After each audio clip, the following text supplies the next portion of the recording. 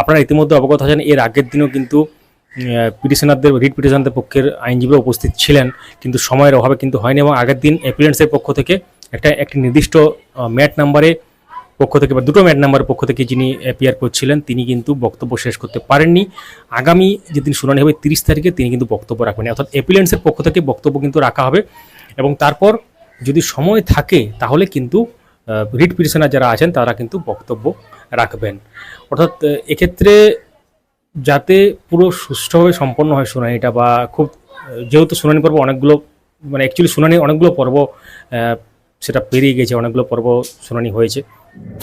তো আগের দিনের শুনানির যেটা হয়েছিল তার যে অর্ডার কপি, সেই অর্ডার কপিতে একটি লাস্টে প্যারাতে একটা গুরুত্বপূর্ণ ব্যাপার লেখা আছে যে অ্যাপ্লিকেন্ট এবং রিট পিটিশনার যারা আছেন তারা যদি তাদের আর্গুমেন্ট কমেন্টস করেন বা তাদের যে আর্গুমেন্টের বক্তব্য রাখেন, যত তাড়াতাড়ি রাখবেন তত তাড়াতাড়ি এই যে শুনানির পর্বটা শেষ করা যাবে।